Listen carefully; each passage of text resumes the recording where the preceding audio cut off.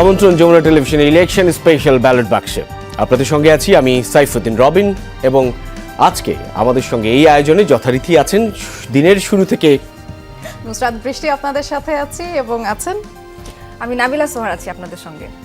দর্শক একই সাথে আমি আহমেদ রেজা থাকবো, অর্থাৎ বিভিন্ন বিভাগের খবরাখবর নিয়ে আমরা সবাই রয়েছি এই ঘন্টা থেকে। গোটা দেশ জুড়ে যেই খবরাখবর নির্বাচন ঘিরে যাবতীয় প্রস্তুতি, এখন একেবারে শেষ মুহূর্তের প্রস্তুতি, এই প্রস্তুতি নির্বাচন কমিশনের, এই প্রস্তুতি আয়োজনের, সেই দিকটায় আমরা এখন নজর রাখার চেষ্টা করব। কোথাও কোনো অপ্রীতিকর ঘটনা, শঙ্কা, উদ্বেগ আছে কিনা। ইতোমধ্যে শুনলাম বগুড়াতে এবং পঞ্চগড়ে জামায়াত বিএনপির কর্মী সমর্থকদের মধ্যে সংঘর্ষের একটি ঘটনা ঘটে গেছে রবিন। আর নিশ্চয়ই আর সেই সংঘর্ষ ছড়াবে না, সেই প্রত্যাশাটুকু আমরা রাখি আছি। যেই সংঘর্ষ ঘটেছে সেটির এক ধরনের সমঝোতা হবে। রাজনৈতিক দলগুলোর দায়িত্বশীল আচরণের উপরেই আসলে সবকিছু এখন নির্ভর করছে।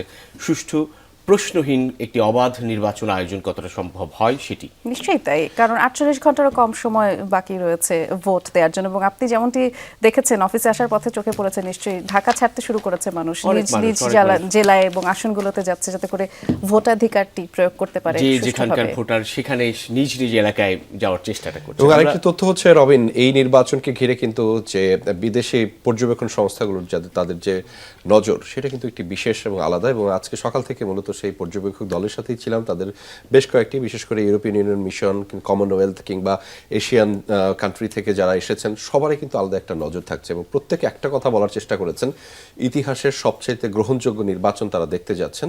যদিও অংশগ্রহণ নিয়ে তাদের একটি দ্বিমতের কথা রয়েছে যে পুরোপুরি অংশগ্রহণমূলক না, তবে রয়টার্সের একটি প্রতিবেদন বের হয়েছে আজকে সকালে, যেখানে দুটি লাইন উল্লেখ করা হয়েছে যে ইতিহাসের প্রথম জেনজি ড্রিভেন একটি ইলেকশন দেখছে পুরো বিশ্ব এবং 2009 সালে বাংলাদেশে 2009 সালের পরে সবচেয়ে প্রতিদ্বন্দ্বিতাপূর্ণ নির্বাচন এটি। এবং এই নির্বাচনে ভোট দেওয়ার জন্য অনেক বছর পর নিজের ভোটটা নিজে দেওয়ার জন্যই কিন্তু তারা ছুটে যাচ্ছেন ঢাকা থেকে নিজ নিজ এলাকায় এবং একেবারেই উন্মুখ হয়ে আছে। আপনি যেমনটি বলছেন, বিদেশি পর্যবেক্ষক, বিদেশি গণমাধ্যম কর্মী প্রত্যেকে আসলে এইবারের নির্বাচন ঘিরে বাংলাদেশ ঘিরে একটা আলাদা আগ্রহের জায়গা তৈরি করেছে। আমরা অন্যান্য বিষয়গুলো জানবো, আলোচনাও করবো নিশ্চয়ই আমাদের সঙ্গে। তবে তার আগে একটু জানিয়ে রাখতে চাই, 22 জানুয়ারি থেকে যে প্রচার উৎসব শুরু হয়েছিল তা শেষ হলো আজ সকালে। নির্বাচন কমিশনের বিধি অনুযায়ী 48 ঘন্টা আগে গণসংযোগের ইতি টানতে হয়। সে অনুযায়ী সকাল 7:30টায় শেষ হয় রাজনৈতিক দলগুলোর প্রচার। ত্রয়োদশ জাতীয় সংসদ নির্বাচন এবং গণভোটের বাকি আর মাত্র 2 দিন। সুষ্ঠু ভোট আয়োজনে দেশ জুড়ে চলছে নানা প্রস্তুতি। দেশের বিভিন্ন জেলা থেকে উপজেলা পর্যায়ে পাঠানো হয়েছে ব্যালট পেপার, থাকছে কড়া নিরাপত্তা। এর আগে পাঠানো হয় ব্যালট বাক্স, সিল, অমোচনীয় কালি সহ অন্যান্য নির্বাচনী সরঞ্জাম। সহকারী রিটার্নিং কর্মকর্তারা এসব সরঞ্জাম বুঝে নেন। আগামীকাল কেন্দ্রে কেন্দ্রে পৌঁছাবে ভোট গ্রহণ সামগ্রী। সহকারী রিটার্নিং কর্মকর্তাদের কাছ থেকে এসব সরঞ্জাম বুঝে নেবেন প্রিজাইডিং কর্মকর্তা ও সহকারী প্রিজাইডিং কর্মকর্তারা। এদিকে 3 পার্বত্য জেলার দুর্গম এলাকাগুলোই হেলিকপ্টারের মাধ্যমে পৌঁছানো হচ্ছে নির্বাচনী সামগ্রী। দায়িত্বপ্রাপ্ত কর্মকর্তাদেরও পৌঁছানো হচ্ছে হেলিকপ্টার যোগে। বৃহস্পতিবার 299 আসনে সকাল 7:30টা থেকে শুরু হয়ে ভোট গ্রহণ চলবে বিকেল 4:30টা পর্যন্ত। 56,000 বর্গমাইলের বাংলাদেশে ভোটের প্রাণ হচ্ছে সাধারণ ভোটাররা। এর মধ্যেই নিজেদের রায় জানাতে মনস্থির করে ফেলেছেন। কেউ কেউ এখনও অপেক্ষা করছেন শেষ মুহূর্তে আসলে ভোট দিতে গিয়ে কোথায় কাকে ভোট দেবেন। সেসব খবরাখবরই জানবো। উত্তরের জেলা দিনাজপুর থেকে যোগ দিচ্ছেন সহকর্মী আলমগীর স্বপন। স্বপন, উত্তরাঞ্চলে আছেন, কেমন ভোটারদের মধ্যে প্রতিক্রিয়া দেখতে পাচ্ছেন? ভোটের পরিবেশ কতটা সন্তোষজনক, শান্তিপূর্ণ বলে মনে হচ্ছে? রবিন, আর একদিন পরেই নির্বাচন, প্রতিদ্বন্দ্বিতাপূর্ণ নির্বাচন। দীর্ঘদিন পর মানুষ এই প্রতিদ্বন্দ্বিতাপূর্ণ নির্বাচনে ভোট দেওয়ার জন্য মুখিয়ে আছে, বিশেষ করে উত্তরাঞ্চলের মানুষ। আমি এখন যে জায়গাটি আছি সেই জায়গাটি কয়েকটি জেলার একটা ট্রানজিট পয়েন্ট, সেটি হলো 10 মাইল। সেখানে কিন্তু একদিন পর যে ভোট, সেই ভোট দেওয়ার জন্য মানুষজন মুখিয়ে আছে। এই চায়ের দোকানে তারা জড়ো হয়েছে, তারা নির্বাচনের পরিবেশ নিয়ে আলোচনা করছে, তারা কাদেরকে নির্বাচিত করবে সেগুলো নিয়ে আলোচনা করছে, কাদেরকে ভোট দিলে ভালোবে সেই জন্য আলোচনা করছে। সব মিলিয়ে নির্বাচনের পরিবেশ কিন্তু, আমি দিনাজপুর, পঞ্চগড় এবং ঠাকুরগাঁয়ে ঘুরেছি, এইসব এলাকায় কিন্তু নির্বাচনের পরিবেশ এমন বড় ধরনের কোনো ঘটনা ঘটেনি। যদিও পঞ্চগড়ে একটি ঘটনা আজ ঘটেছে, তবে দিনাজপুর এবং ঠাকুরগাঁয়ে এই ধরনের কোনো ঘটনা ঘটেনি। আমি একটু ভোটারদের কাছেই, যারা ভোট দেওয়ার জন্য মুখিয়ে আছে, তাদের কাছে জিজ্ঞেস করি যে একদিন পরে তো ভোট, অনেকদিন পরে ভোট প্রতিদ্বন্দ্বিতাপূর্ণ হচ্ছে, আপনার প্রতিক্রিয়া কি বা কী অবস্থা? যে ভালো ব্যক্তি এবং যে সৎ ব্যক্তি তাকেই ভোট দিব, তাকেই নির্বাচিত করব। আমাদের এই দিনাজপুর 10 মাইলে তো ওইরকম কোনো গ্যাঞ্জাম নাই, ওইরকম কোনো মারামারি নাই, আমরা সুস্থ পাবো। আচ্ছা, এবার তো প্রথম গণভোট হচ্ছে, তো গণভোট সম্বন্ধে আপনি কি জানেন? গণভোট এখনো তো আমরা অতটা কিছু জানি না বা বুঝি না, এটা কোনো প্রচারণা নাই। এখন কোথায় দিল ভালো হবে, কোথায় ভোট দিলে হ্যাঁ না না, এখন কিভাবে ভোট দিব ওইটাও তো জানি না। গণভোট নিয়ে আসলে যেটা তৃণমূল পর্যায়ের এই যে ভোটার যারা তাদের এক ধরনের এখনো তারা জানেন না, শুধু হ্যাঁ এবং না যে ভোট এই বিষয়টা তারা জানেন। আমরা আরেকটু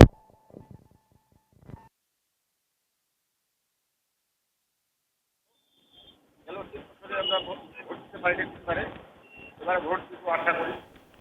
অন্যান্য বার থেকে এবার সরকারের উপর অনেক করা করছে, অনেক ভালো লাগছে। দেখি আগামীতে 5 বছর ভোট দিব অনেক।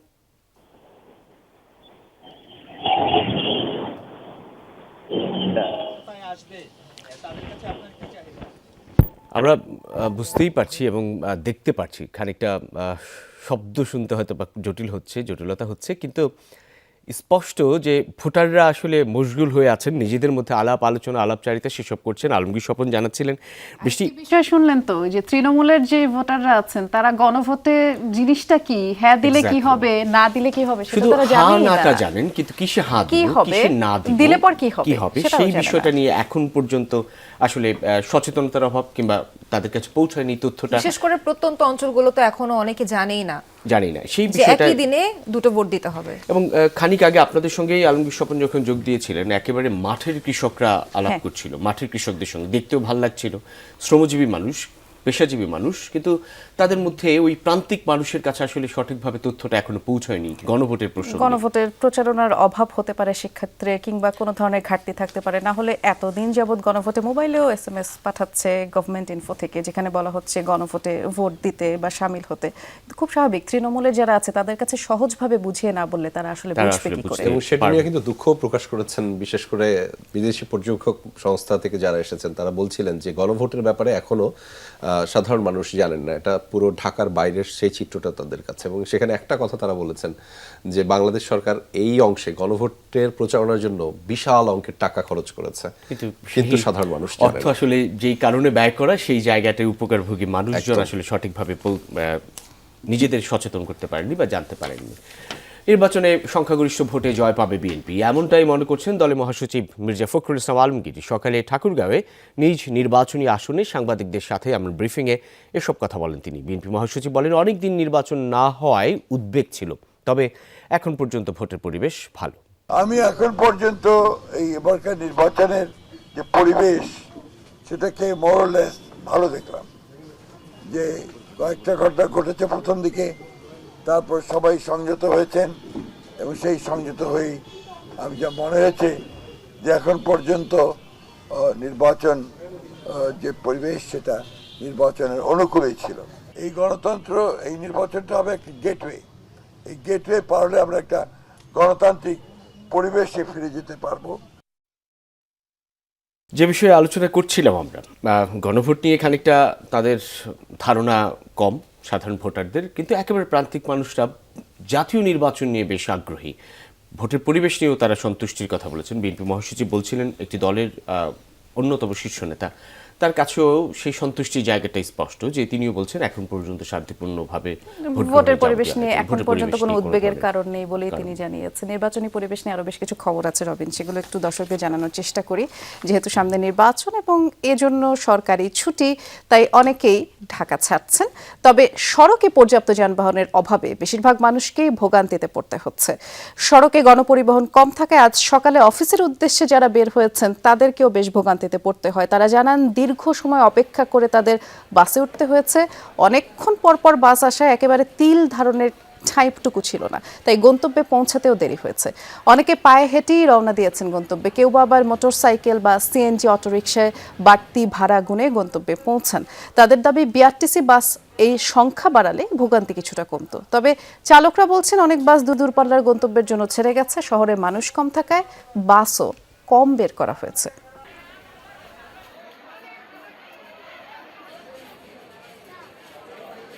মানুষের ভিড়ও বেশি, কারণ অনেকে আসা যাওয়া করতেছে, বাড়িতে যাচ্ছে, অনেকের কাজ আছে, সব খোলা অফিস টফিস, এই জন্য দেখা যাচ্ছে বাসের সংখ্যা বাস না পেয়ে কারণে এটা আসলে আমাদের জন্য মুশকিল হয়ে যাচ্ছে যাওয়া। ওদের হচ্ছে যদিও জ্যামজট নেই কিন্তু আমরা বাস পাচ্ছি না। আধা ঘন্টা হলো দাঁড়িয়েছি, আমি কোনো বাস পাচ্ছি না। আমি গাবতলী যাবো, আমি কোনো বাস পাচ্ছি না। আধা ঘন্টা হলো দাঁড়িয়ে আছে এখানে। আমি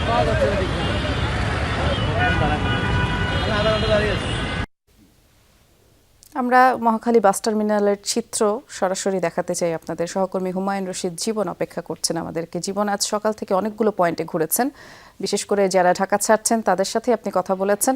অনেকে তো আছেন আজ যারা অফিস করবেন তারপরে ঢাকা ছাড়বেন, সেক্ষেত্রে দেখা যায় দুপুরের পরে কিংবা লাঞ্চ আওয়ারেই বেরিয়ে গেছেন। সেই হিসেবে এখন ভিড় চোখে কেমন পড়ছে? আরেকটি বিষয়, ওই যে পরিবহন সংকটের কথা বারবার বলছিলাম, সেই সংকট কেটেছে কিনা?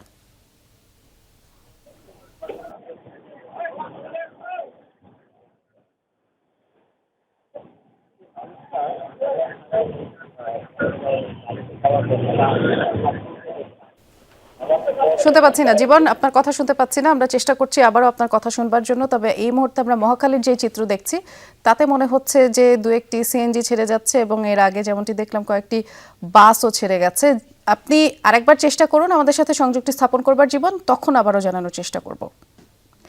নির্বাচন এবং গণভোটে ভোট দিতে পোস্টাল ভোট বিডি অ্যাপে প্রবাসী নিবন্ধনকারীদের মধ্যে 4,71,957টি পোস্টাল ব্যালট বাংলাদেশে এসে পৌঁছেছে। আজ সকাল 10টা পর্যন্ত পোস্টাল ভোট বিডি এই অ্যাপের মাধ্যমে নিবন্ধনকারী প্রবাসীদের কাছে মোট 7,66,826টি ব্যালট পাঠানো হয়েছিল, যার মধ্যে 5,28,233 জন প্রবাসী তাদের ব্যালট গ্রহণ করেছেন আর ভোট দিয়েছেন 5,12,916 জন। এছাড়া 5,02,487 জন প্রবাসী ভোটার তাদের ব্যালট সংশ্লিষ্ট দেশের পোস্ট অফিস কিংবা ডাক বিভাগ সেখানে জমা দিয়েছেন। এর মধ্যে 4,19,919টি ব্যালট রিটার্নিং কর্মকর্তারা বুঝে পেয়েছেন। বিদেশের পাশাপাশি দেশের অভ্যন্তরে অবস্থানরত ভোটারদের কাছেও পোস্টাল ব্যালট পাঠানো শুরু করেছে নির্বাচন কমিশন।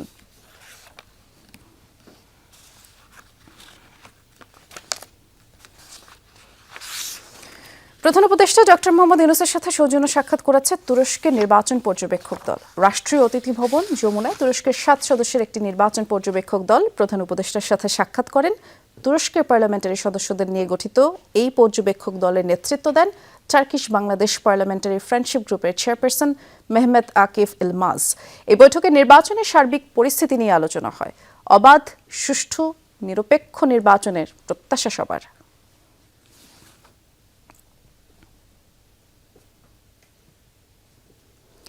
এদিকে সোমবার রাষ্ট্রীয় অতিথি ভবন যমুনায় প্রধান উপদেষ্টা ডক্টর মোহাম্মদ ইউনূসের সাথে সৌজন্য সাক্ষাৎ করেছেন কমনওয়েলথ নির্বাচন পর্যবেক্ষক দল।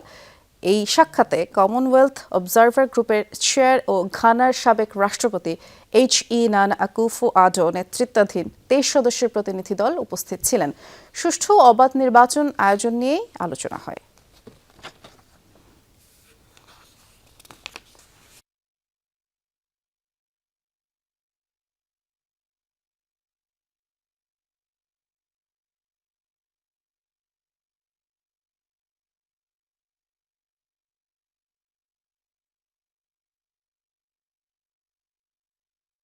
আপনি কিছুক্ষণ আগে রেজা যেমনটি বললেন, ওই যে পর্যবেক্ষক দলের কথা, তারা সবাই বাংলাদেশে একটি সুষ্ঠু এবং অবাধ নির্বাচন আশা করে এবং এই পর্যবেক্ষক দল তো একটি রিপোর্টও দেবে। সেটির জন্য তো খুব সম্ভবত নির্বাচনের পরেও 7 দিন অপেক্ষা করতে হবে, অর্থাৎ ভোটের পরে।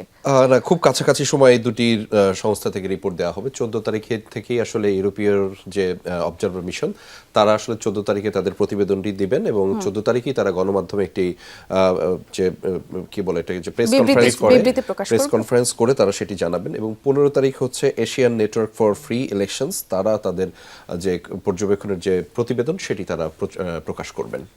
নিশ্চয়ই তাই। এবং সকাল 7:30 যেহেতু আজ নির্বাচনী প্রচারণা শেষ হয়েছে, এরপরে ভোটের মাঠের যে পরিবেশ সে সংক্রান্ত কিছু খবর তো নিশ্চয়ই জানাবেন রেজা। নিশ্চয়ই, আমার হাতে বেশ কিছু সংবাদ রয়েছে, সেগুলো একটু জানিয়ে দিতে চাই। দর্শক, সকাল 7:30টায় শেষ হয়েছে ত্রয়োদশ জাতীয় সংসদ নির্বাচনের প্রচার এবং গণসংযোগ। নির্বাচিত হলে সবার জন্য নিরাপদ রাষ্ট্র গড়ার অঙ্গীকারের মধ্য দিয়ে নির্বাচনের প্রচার শেষ করেছেন বিএনপি চেয়ারম্যান তারেক রহমান। শেষ দিনের প্রচারে তিনি বলেছেন, বিএনপি ছাড়া এই মুহূর্তে দেশ চালানোর অভিজ্ঞতা যেমন কারোর নেই, তেমনি রাষ্ট্র গঠনেও অন্য দলের তেমন কোনো কর্মসূচিও নেই। বিএনপি চেয়ারম্যান বলেন, স্বাধীনতা, সার্বভৌমত্ব ও মানুষের ভাগ্য পরিবর্তনের প্রতীক ধানের শেষ সোমবার রাতে রাজধানীর লালবাগে জনসভার মাধ্যমে শেষ করেছেন নির্বাচনী প্রচার। বাসায় ফেরার পথে বাবা মায়ের কবর জিয়ারত করেছেন তারেক রহমান।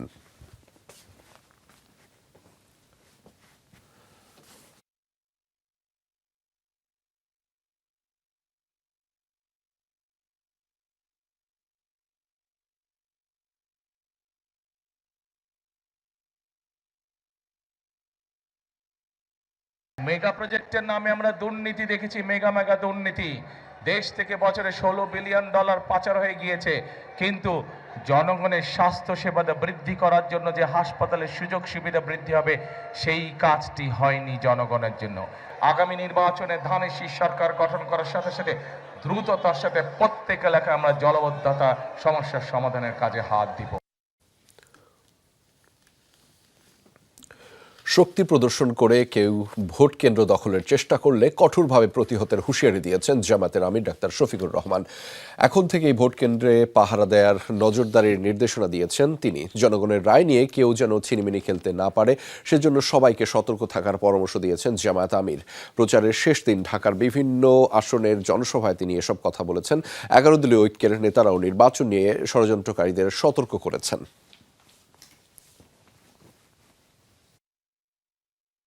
যারা অতীতেই বিভাজন করেছে তারাই অন্যদের সবচেয়ে বেশি সর্বনাশ করেছে। আমরা এই গণদুষ্মনদেরকে রুখে দেব। আমরা সবাই মিলেমিশে সৌহার্দ্য, সম্প্রীতি, ভ্রাতৃত্বের ভিতরে ইনশাআল্লাহ একটা ঐক্যবদ্ধ বাংলাদেশ গড়ে তুলতে চাই। এই বাংলাদেশকে আর কাউকে বিভক্ত করতে দেওয়া হবে না ইনশাআল্লাহ। প্রায় 20 দিনের মতো জমজমাট প্রচারণা শেষে এখন পুরো বাংলাদেশ তাকিয়েছে নির্বাচনের অপেক্ষায়, যে নির্বাচনটি হতে যাচ্ছে আগামী পরশুদিন। ফলে সেই নির্বাচন ঘিরেও প্রচারের পরে কি অবস্থা, সেই তথ্যগুলো নিশ্চয়ই আপনার কাছে রয়েছে সোয়ার। অবশ্যই সেই তথ্য জানাবো। আজকে সকালেই কিন্তু প্রচারণা শেষ হয়েছে এবং শেষ সময়ে দলীয় প্রার্থীদের পাশাপাশি মাঠে তৎপর ছিলেন স্বতন্ত্র প্রার্থীরাও। নির্বাচনী ইশতেহারের পাশাপাশি আসন ভিত্তিক নানা উন্নয়নের প্রতিশ্রুতি দেন প্রার্থীরা। শেষ সময়ে ভোটারদের মন জয়ের চেষ্টা করেন তারা। সুষ্ঠু নির্বাচন হলে জয়ের ব্যাপারেও আশাবাদী প্রত্যেকে। তবে এবার শুধু প্রতিশ্রুতির ফুলঝুরি নয়, কাজের বাস্তবায়ন চান ভোটাররা। মধ্যরাতেও কোনো কোনো এলাকায় প্রচার গণসংযোগ চালান প্রার্থীরা।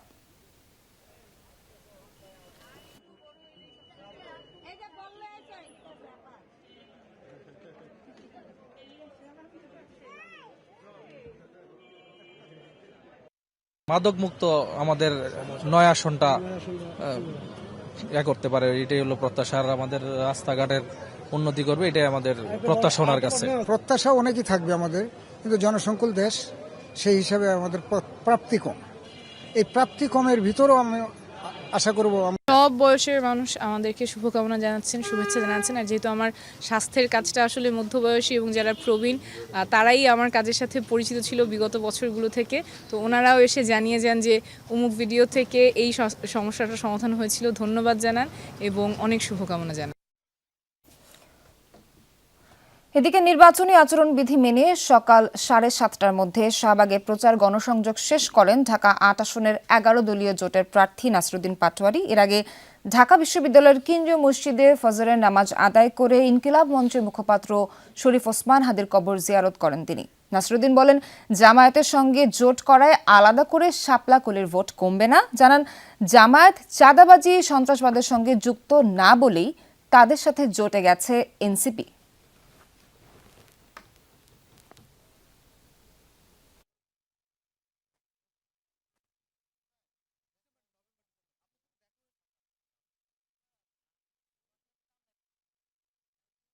আমরা ন্যায় ইনসাফের একটি সমাজ গড়তে চাই এবং আমরা দুর্নীতি থেকে মুক্ত থাকতে চাই, চাঁদাবাজি, সন্ত্রাস থেকে মুক্ত থেকে আপনাদের সেবা করতে চাই। আপনাদের সেবার জন্য আপনার সন্তানকে আপনি ভোট দিবেন, যাতে আমরা ঢাকা 8 আসনে একটা ইনসাফের রাজত্ব কায়েম করতে পারি এবং নতুন বাংলাদেশ গঠন করতে পারি। আমরা কিন্তু দেখছিলাম যে প্রার্থীরা যে তাদের প্রতিশ্রুতি দিয়েছেন ভোটারদের, সেই প্রতিশ্রুতি দেওয়ার পালা কিন্তু শেষ হয়ে গেছে প্রচারণার মাধ্যমে। এখন কিন্তু সেগুলো বাস্তবায়নের কথা, বাস্তবায়নের সময়, এবং সেই অপেক্ষায় কিন্তু কারা বাস্তবায়ন করবে সেই সুযোগ দিবে আসলে সাধারণ জনগণ 12 ফেব্রুয়ারি নির্বাচনের মধ্যে দিয়ে। এবং শেষ হইয়াও হইল না শেষ টাইপের একটা ব্যাপার, অর্থাৎ এই সকালবেলাতেও শেষ মুহূর্তেও প্রচারণায় যোগ দিয়েছেন প্রার্থীরা এবং তাদের প্রচারণার সময় শেষ, কিন্তু একদম শেষ প্রচারণা যেন সময় শেষ হচ্ছে পর্যন্ত না। কাজে লাগাতে একেবারেই চাচ্ছে একেবারেই শেষ তাই। সময়। শেষ মুহূর্তটাকেও কিভাবে প্রাসঙ্গিক করা যায়, সাধারণের কাছে তুলে ধরা যায়। জামায়াতের বিরুদ্ধে জাল ভোটের অপচেষ্টা আর টাকা দিয়ে ভোট কেনার অভিযোগ তুলেছে বিএনপি। দলের নির্বাচন পরিচালনা কমিটির মুখপাত্র মাহাদি আমিন বলেছেন, এ বিষয়ে আনুষ্ঠানিকভাবে তারা নির্বাচন কমিশনে অভিযোগ জানাবেন। সকালে গুলশানে বিএনপি নির্বাচন পরিচালনা কার্যালয়ে এক সংবাদ সম্মেলনে অভিযোগ করা হয় একটি দল নিশ্চিত পরাজয় জেনেই টাকা ছড়াচ্ছে। তিনি বলেন, ভোটের পরিবেশ সুষ্ঠু রাখতে মাঠ পর্যায়ে দলীয় নির্দেশনা পাঠিয়েছে বিএনপি। কেউ বিশৃঙ্খলা করার চেষ্টা করলে আইন শৃঙ্খলা রক্ষাকারী বাহিনী যেন দলীয় পরিচয় না দেখে ব্যবস্থা নেয়, সে কথাও বলেন মাহাদি আমিন। রাজনৈতিক দলগুলোর সদিচ্ছা থাকলে একটি সুষ্ঠু নির্বাচন সম্ভব, এমন প্রত্যাশা ব্যক্ত করেন তিনি। বলেন, সুষ্ঠু নির্বাচন হলে বিএনপির জয় সুনিশ্চিত।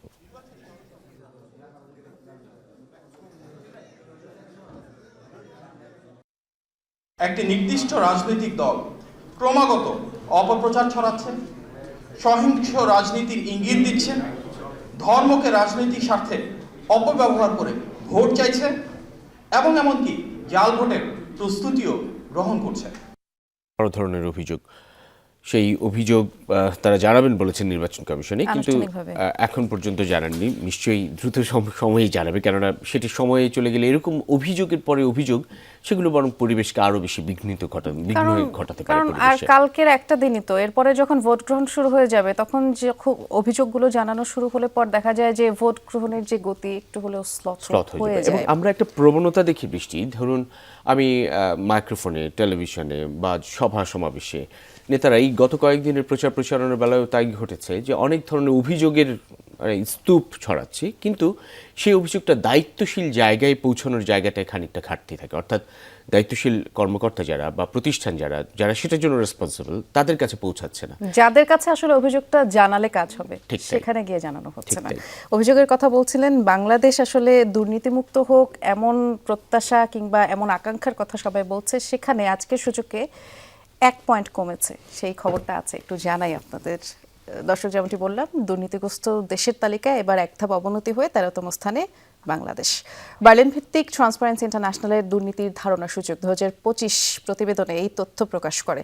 ধানমন্ডির এক সংবাদ সম্মেলনে এই তথ্য জানিয়েছেন টিআইবির নির্বাহী পরিচালক ডক্টর ইফতেখারুজ্জামান। প্রতিবেদনে বলা হয়েছে, জুলাই আন্দোলনের পরবর্তীতে দুর্নীতি কমার সূচকে 1 পয়েন্ট উন্নতি হয়ে এখন স্কোর দাঁড়িয়েছে 24, এবং দক্ষিণ এশিয়ার আফগানিস্তানের পরেই বাংলাদেশের স্কোর ও অবস্থান দ্বিতীয় সর্বনিম্ন।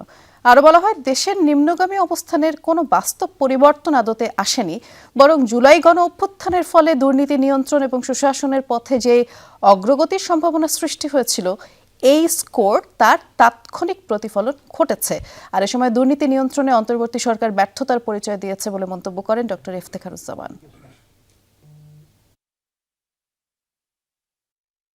র্যাঙ্কিংটা দেখি নিচের দিক থেকে, তাহলে আমাদের অবস্থান 13তম, যেটি গত বছর ছিল 14তম, অর্থাৎ আমরা এক ধাপ নিচে নেমেছি। এর কারণটা হচ্ছে যে আমাদের এক ধাপ যে 1 পয়েন্ট যে স্কোর বেশি করেছি, সেটা হচ্ছে যে আমাদের জুলাই আন্দোলনের ইতিবাচক মূল্যায়ন। আন্দোলনটাকে তথ্যসূত্রগুলো মনে করেছে বাংলাদেশের পরিবর্তনের সুযোগ সৃষ্টি হয়েছে, অর্থাৎ তাদেরকে ভালো স্কোর দেওয়া যায়। রেজা, অভিযোগ পাল্টা অভিযোগের যে কথা মাত্র রবিন বলছিল, যেহেতু ঘনিয়ে আসছে ভোটের সময়, এখন অভিযোগ পাল্টা অভিযোগের যেই পরিমাণটা সেটিও বাড়ছে বলে মনে হচ্ছে, এবং সেটি কিন্তু আরো ক্রমান্বয়ে বাড়ার সুযোগ রয়েছে। বৃষ্টি, আমি একটু মনে করিয়ে দেই, যেহেতু এখন আজকে থেকে অফলাইনের যে প্রচারণা সেটি শেষ হয়ে গিয়েছে, অনলাইন প্রচারণাটা সেটি বাড়বে। এখন সেই ক্ষেত্রে অনলাইনে এই ধরনের অভিযোগ, পাল্টা অভিযোগ বাড়বে। একটু আগে আমরা যখন শুরুটা করছিলাম যে সংঘর্ষের কথা বলছিলেন, যদিও আমরা সেটা প্রত্যাশা করছি না, পুরো দেশে একটি শান্তিপূর্ণ অবস্থান থাকবে, সেই প্রত্যাশা নিশ্চয়ই আমরা করছি। এবং সেই প্রত্যাশার কথা মাঠ পর্যায়ে কি অবস্থায় রয়েছে সেটি জানাতে আমাদের সাথে সাতক্ষীরা থেকে যুক্ত রয়েছেন সহকর্মী রিয়াজ রায়হান। তার মাধ্যমে জানাবো সেখানকার পরিস্থিতি। রিয়াজ, অন্যান্য জেলার তুলনায় উপকূলীয় এলাকায় ভোটের পরিবেশ আর নিরাপত্তা ব্যবস্থা কেমন দেখছেন? সেখানে কি আলাদা কোনো ধরনের পার্থক্য দেখছেন? এবং সেখানে যে নিরাপত্তা বলয়টি তৈরি করা হচ্ছে সেটি আসলে কেমন, জানতে চাই আপনার মাধ্যমে। আপনার শেষের কথাটা আসলে শেষে উত্তর দিচ্ছি, তার আগে যদি বলি যে নিরাপত্তা বা এখানকার ভোটের পরিবেশ কেমন, বা ভোটাররা কতটুকু সংশয়হীনভাবে ভোট দিতে পারবেন আগামী 25 দিন, সেটি একটু আমরা এখানে এসেছি গাবুরা। আপনি নিশ্চয়ই জানেন যে আপনার বাড়িও যেহেতু আসলে উপকূলের কাছাকাছি, সেই কারণে এটি একেবারেই বাংলাদেশের এখন পর্যন্ত বাংলাদেশের ইতিহাসে উন্নয়নে যে সুষম বন্টন হয় না তার অন্যতম প্রমাণ হচ্ছে এই গাবুরা ইউনিয়ন, যেটি একবারে বাংলাদেশের সবচেয়ে দক্ষিণের জেলা, সাতক্ষীরার সবচেয়ে দক্ষিণের একটি ইউনিয়ন, সুন্দরবন উপকূলের একবারে পাশেই। আমরা একটু এখানকার কয়েকজন ভোটারের সাথে কথা বলতে চাই। কী অবস্থা, ভোটার তো আপনারা ভোট দিতে তো যাবেন নিশ্চয়ই, তো ভোটের পরিবেশ এই কয়দিনে কেমন ছিল আর সামনে 2 দিন আছে কেমন মনে করছেন? আলহামদুলিল্লাহ, ভোটের পরিবেশ খুবই ভালো। নিরাপত্তা জোরদার করেছে, আইন শৃঙ্খলা বাহিনী জোরদার করেছে, নিয়মিত পেট্রোলিং করতেছে বিজেপি সেনা সদস্যরা। আশা করি নির্বাচন সুষ্ঠু হবে। ধন্যবাদ। আপনি যদি একটু বলেন যে আপনার কাছে কি মনে হয়, যে আপনি তো এখানকারই ভোটার, আর আসলে আপনার মূলত সমস্যাটা কি, প্রার্থীদের কাছে কি চান? প্রার্থীদের কাছে আমাদের শুধু একটাই চাওয়া যে আমাদের ভেরিফায়ারটা যেভাবে কাজ চলতেছে ভালোভাবে যেন কাজটা শেষ করে। আর দ্বিতীয়ত হলো আমাদের এলাকায় মানে চিকিৎসা মানে কোনো ব্যবস্থা নেই বা কোনো হাসপাতাল নেই, প্রাথমিক চিকিৎসার জন্য আমাদের উপজেলা যেতে হয়। ধন্যবাদ। আপনি শুনছিলেন যে যারা আসলে সমস্যার কথাও বলছে, আবার যে ভোটের পরিবেশ সেটিও বলছে। তবে তারা চান যারা যেহেতু জনপ্রতিনিধি আসেন, জনপ্রতিনিধি শুধু নির্বাচনের সময় যে প্রতিশ্রুতিগুলো দেন সেটি শুধুমাত্র প্রতিশ্রুতির খাতা লিপিবদ্ধ না হয়, যাতে বাস্তবে সেটি প্রতিফলন হয়, সেই প্রত্যাশা করেন এই দক্ষিণাঞ্চলের মানুষ। সে প্রত্যাশা রয়েছে এবং সেখানে ঠিক 4টি আসন রয়েছে, যে 4টি আসনই খুবই গুরুত্বপূর্ণ এবং সে সাধারণ মানুষের কথা শুনছিলাম আপনার মাধ্যমে। ধন্যবাদ রিয়াজ আমাদের সাথে যুক্ত হবার জন্য। দর্শক, দক্ষিণ পশ্চিমাঞ্চলের যেই বিভাগ অর্থাৎ খুলনা বিভাগে যেতে চাই এই মুহূর্তে। সেখানে সহকর্মী প্রবীর বিশ্বাস রয়েছেন, তার মাধ্যমে জানাবো সেখানকার অবস্থা। প্রবীর, আপনি আসলে কেমন দেখছেন, নিরাপত্তা বলয়টা কেমন, ভোটারদের মধ্যে কোনো ধরনের উৎকণ্ঠা আছে কিনা? একদিন পরেই অর্থাৎ আগামীকালের পরে পরশুদিনই ভোট অনুষ্ঠিত হতে যাচ্ছে, সেই নির্বাচন নিয়ে মানুষের প্রতিক্রিয়া প্রত্যাশা কেমন দেখছেন, এবং সেখানে নিরাপত্তা বলয় এবং নির্বাচনী কেন্দ্রগুলোতে সকল সরঞ্জাম ইতিমধ্যে পৌঁছেছে কিনা? নিরাপত্তা নিয়ে এখনো কোনো পক্ষই সংক্ষিপ্ত নয়। কিছু সময় আগে আমরা কথা বলেছি খুলনা রিটার্নিং কর্মকর্তা আশাব জমশেদ খন্দকার, তার সঙ্গে তিনি বলেছেন এটা নিয়ে আমাদের কোনো শঙ্কা নেই, কারণ আমরা পর্যাপ্ত সংখ্যক নিরাপত্তা বাহিনীর সদস্যদের নিয়োগ করেছি খুলনার 6টি সংসদীয় আসনে, এবং খুলনা সিটি কর্পোরেশন এলাকায় 2টি সংসদীয় আসন, খুলনা 2 এবং খুলনা 3, এবং বাকি যে 4টি সংসদীয় আসন রয়েছে সেগুলো খুলনার যে 9টি উপজেলা রয়েছে সেই সমস্ত জায়গায়। এবং তিনি আমাদেরকে বলেছেন সহস্রাধিক সেনাবাহিনী সদস্যরা মোতায়েন থাকবে, একই সাথে প্রতিটি উপজেলা 2 প্লাটুন করে বিজিবি সদস্য, পর্যাপ্ত সংখ্যক র্যাব, প্রতিটি কেন্দ্রে আনসার থাকবে 13 জন করে, এবং পুলিশ থাকবে 2 থেকে 4 জন। 40 জন নির্বাহী ম্যাজিস্ট্রেট ইতিমধ্যে মাঠে নেমেছে, এর সঙ্গে জুডিশিয়াল ম্যাজিস্ট্রেট রয়েছে আরও 14 জন। এছাড়াও নৌবাহিনী, কোস্টগার্ড তারাও উপকূলীয় অঞ্চলে দায়িত্ব পালন করবে। একই সঙ্গে কথা হয়েছে ভোটারদের সঙ্গেও, তারাও বলেছে ভোট নিয়ে তাদের মধ্যে এখনও কোনো উৎকণ্ঠা বা কোনো ভয় সন্ত্রস্ত এমন কিছু তাদের মধ্যে নেই, তারা ভোট দিতে চায়। অনেক দিনই নতুন প্রজন্ম তরুণরা যারা রয়েছে তারা ভোট দিতে পারেনি, এবং সেই তরুণদের ভোটের সংখ্যা এবার আরও বেড়েছে। খুলনাতে প্রায় 21 লাখ লোক 6টি সংসদীয় আসনে তারা ভোটাধিকার প্রয়োগ করবে, এবং 38 জন প্রার্থী রয়েছে যারা প্রতিদ্বন্দ্বিতা করছে। সকলে মনে করছে আগামী পরশুদিন অর্থাৎ সুষ্ঠু নির্বাচন অনুষ্ঠিত হতে যাচ্ছে, যেই প্রত্যাশা পুরো বাংলাদেশের। ধন্যবাদ প্রবীর বিশ্বাস আমাদের সাথে যুক্ত হবার জন্য। দর্শক, এবার খুলনা থেকে যেতে চাই সিলেটে, সেখানে আমাদের জন্য অপেক্ষা করছেন সহকর্মী নাবিল হোসেন, এবং সেই নাবিল হোসেন যেই তথ্যগুলো জানাবেন সেটি আমাদের কাছে আরো বিস্তারিতভাবে তুলে ধরবেন আমাদের সহকর্মী সোহার। নিশ্চয়ই আপনি আপনার সাথে যুক্ত রয়েছেন। সকাল 10টা থেকেই যুক্ত আছি, সিলেট চট্টগ্রামের খবরাখবর জানাচ্ছি, সেখানকার সবশেষ পরিস্থিতি জানাচ্ছি।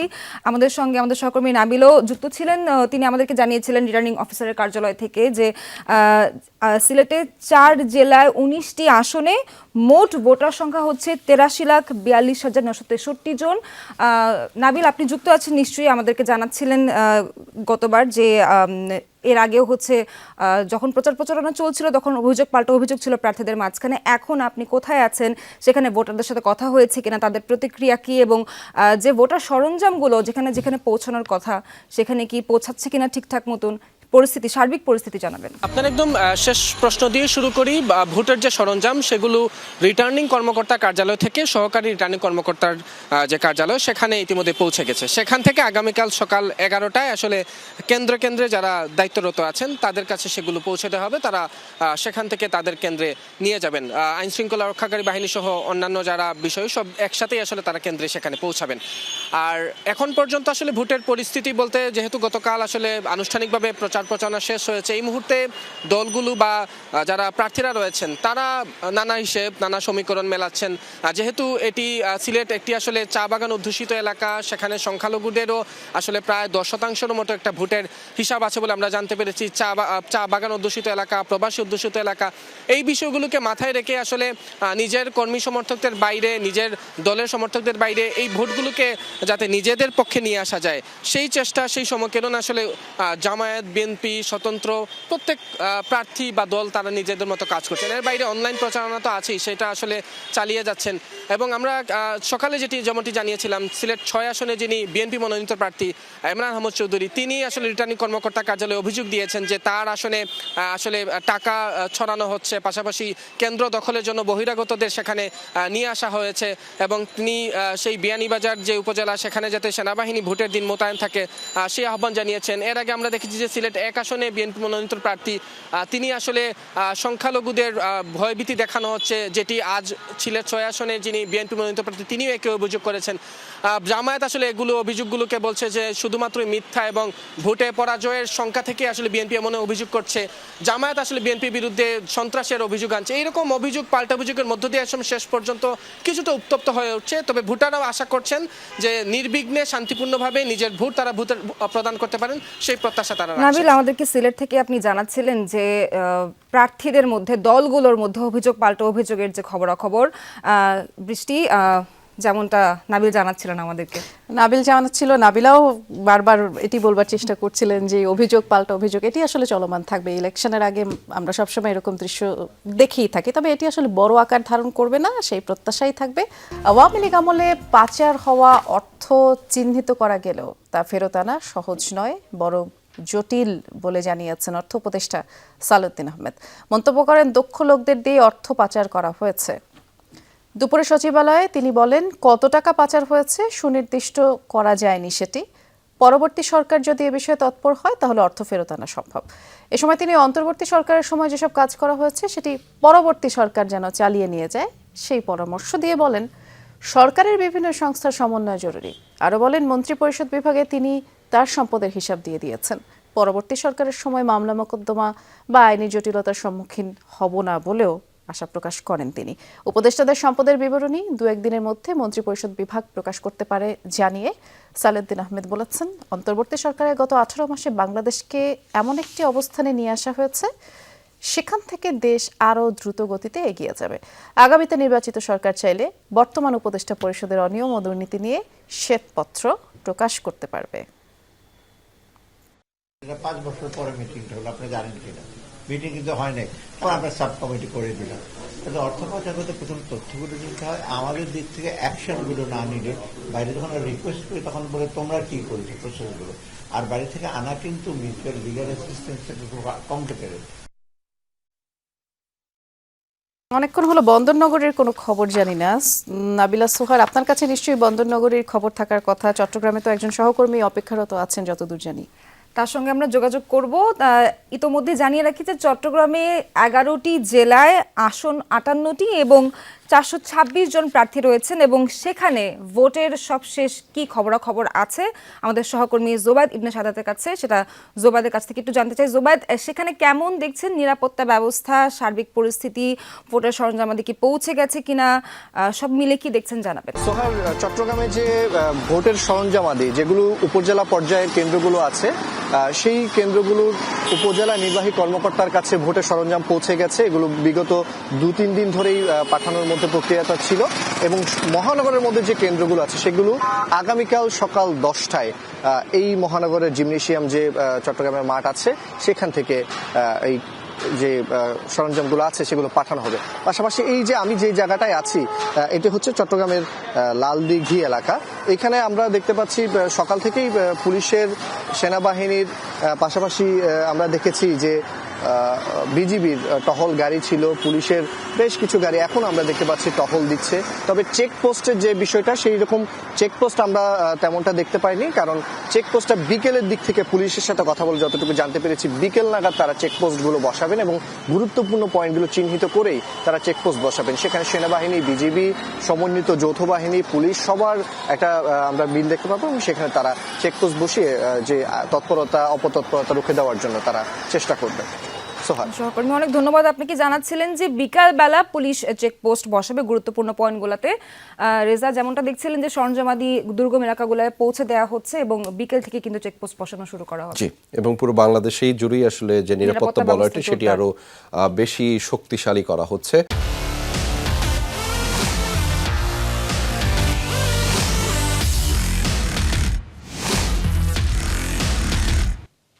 যমুনা টেলিভিশন এবং ডিজমিস ল্যাবের একত্রে বিশেষ আয়োজন সিচুয়েশন রুম। সেই সিচুয়েশন রুম থেকে আমরা নির্বাচনকালীন এই সময়ে সকল ধরনের গুজব এবং অপতথ্য প্রতিরোধ করে আপনাদেরকে জানিয়ে থাকি, এবং সেটি জানাতেই আজকে আমাদের সাথে যুক্ত রয়েছেন ডিজমিস ল্যাবের রিসার্চ কোঅর্ডিনেটর তামারা ইয়াসমিন তমা। আপনাকে স্বাগত জানাচ্ছি আমাদের ব্যালট বাক্সের এই আয়োজনে। আপনার মাধ্যমে আসলে জানাতে চাই দর্শকদেরকে, নির্বাচনের আগে শেষ মুহূর্তে কি ধরনের গুজব, অপতথ্য, মিস ইনফরমেশন, ডিসইনফরমেশন বা ম্যাল ইনফরমেশন আপনারা দেখতে পাচ্ছেন বিশেষ করে সামাজিক যোগাযোগ মাধ্যমে? জি, ধন্যবাদ। আজকে থেকে যেহেতু আনুষ্ঠানিক প্রচারণাটা বন্ধ, তো হয়তো আমরা প্রচারের চেয়ে অপপ্রচারটা একটু বেশি দেখতে পাবো। এবং এই শেষ মুহূর্তে এসে যেটা আমরা সব সময় দেখি যে বিভিন্ন জায়গায় সহিংসতা কিংবা ভোট কেন্দ্রে বিভিন্ন মারামারি হচ্ছে, ভোট কেন্দ্র দখল হয়ে গেছে, ব্যালট বাক্স চুরি, এই টাইপের জিনিসগুলো খুব বেশি ছড়ায়, যেন মানুষ হচ্ছে ভোট কেন্দ্রে যেতে ভয় পায়। কিংবা দেখা যায় যে বলা হয় বিভিন্ন দল বা প্রার্থী তারা হচ্ছে নির্বাচন বয়কট করেছেন কিংবা তাদের প্রার্থিতা প্রত্যাহার করে নিয়েছেন। এরকম একটা জিনিস আমরা আজকে সকালেও ছড়াতে দেখেছি বিএনপির নামে, যে দাবি করা হচ্ছে বিএনপি নাকি নির্বাচন বয়কট করেছে, এবং সেই দাবিটির সঙ্গে আমরা দেখেছি যে যমুনা টিভির একটি ক্লিপও ছড়াচ্ছে। কিন্তু আসলে ক্লিপটি ছিল হচ্ছে মূলত 2022 সালে, এবং 2022 সালে সেই পরিস্থিতিতে মির্জা ফখরুল তিনি বলেছিলেন যে আওয়ামী লীগ সরকারের সঙ্গে তিনি নির্বাচনে যেতে চান না, তিনি নির্বাচন বয়কট করেছেন। আর সেটি এখন প্রেক্ষাপটটা বদলে ফেলে এখন প্রচার করা হচ্ছে যে বিএনপি হচ্ছে নির্বাচন বয়কট করেছে।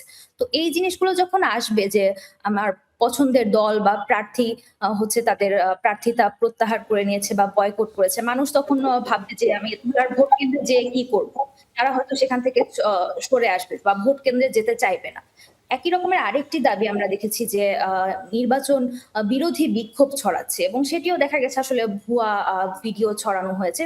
মূল ভিডিওটি ছিল হচ্ছে আসলে যৌথ বাহিনীর একটি মহড়া। তো এই জিনিসগুলো এখন ছড়াবে যেন মানুষ হচ্ছে ভোট কেন্দ্রে যাওয়া নিয়ে দুবার ভাবে বা একটু পিছিয়ে যায়। এগুলোই আমরা এখন দেখছি শেষ মুহূর্তে। অর্থাৎ ম্যাল ইনফরমেশন আকারে যেগুলো পাচ্ছেন সেগুলো দেখতে পাচ্ছেন এবং সেগুলো কাউন্টারও করা হচ্ছে আলাদাভাবে।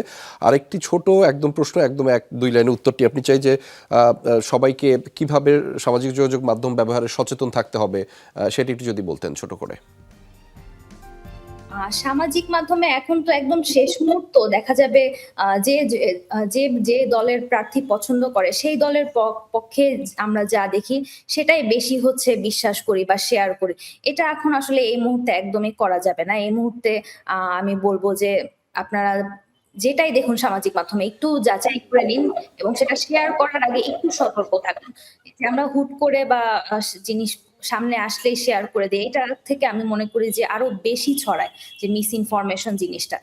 এই বিষয়টাই আমার মনে হয় যে আগামী 2 দিন একটু সতর্ক থাকতে হবে, যেটি আপনার মাধ্যমে জানছিলাম। ধন্যবাদ তামারা ইয়াসমিন তমা আমাদের সাথে যুক্ত হবার জন্য। দর্শক, আমরা তামারা ইয়াসমিন তমার মাধ্যমে জানাচ্ছিলাম বেশ কয়েকটি বিষয়, বিশেষ করে ইতিমধ্যে ম্যাল ইনফরমেশন ছড়ানো হচ্ছে সামাজিক যোগাযোগ মাধ্যমে, অর্থাৎ পুরনো ভিডিওগুলো নতুন করে এসে সাধারণ মানুষ যারা রয়েছেন সামাজিক যোগাযোগ মাধ্যমে তাদেরকে বিভ্রান্ত করা হচ্ছে। সেটি থেকে যাচাই করতে হবে এবং সত্য জানার জন্য সবসময় প্রশ্ন করতে হবে, এবং কাল্পনিক নানান ধরনের অভিযোগ তুলেও সেসব নিয়ে নানান অপতথ্য, বিভ্রান্তি এবং পরিবেশ পরিস্থিতি যেন খানিকটা জটিল হয়ে ওঠে সেই চেষ্টাটা করা হচ্ছে। আমরা আছি ব্যালট বাক্সে, আমাদের সঙ্গে দিনের শুরু থেকে আমরা বিদায় নিচ্ছি। এবার নুসরাত বৃষ্টি এবং নাবিলা সোহার আছেন, তাদের দুজনকেই এবার বিদায় জানাতে হচ্ছে।